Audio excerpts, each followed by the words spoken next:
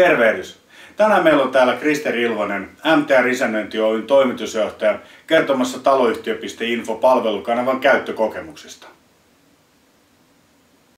Terve Krister! Morjesta! Kiva, että pääsit tulemaan.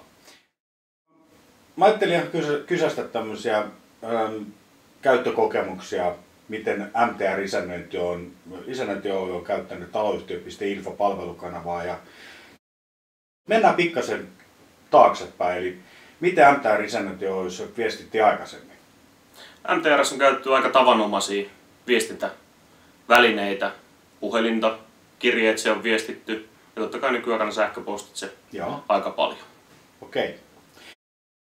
Koettiinko aikaisempi toimintatapoja laastella hankalaksi tai muuten haasteelliseksi?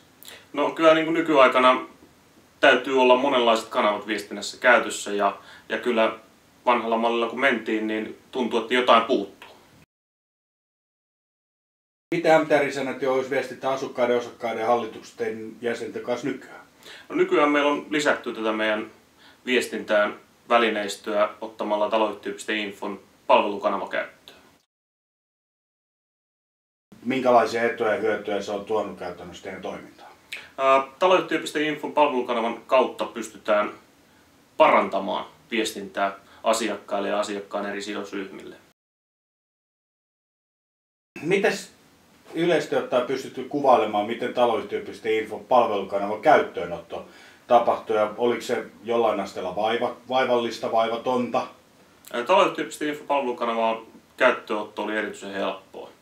Eli sitä lähdettiin tekemään ekaksi projektisuunnitelmaa ja sen suunnitelman jälkeen ryhdyttiin toteuttamaan käyttöönottoa. Ja käyttöönotossa taloyhtiö.info väki oli hyvin paljon läsnä. Voin lämpimästi suositella taloyhtiö.infon palvelukanavaa niille isännöitsijätoimistoille, jotka haluavat kehittää ja parantaa omia viestintäpalveluitaan ja olla mukana tarjoamassa nykyajan vaatimuksen mukaisia isännöintipalveluita. Kiitos paljon. Toivon mukaan Kristerin käyttökokemukset ovat antaneet teille pikkasen lisää informaatiota taloyhtiö.infon todellisista hyödyistä ja eduista. Ei muuta kuin äärimmäisen mukavaa päivänjatkoa.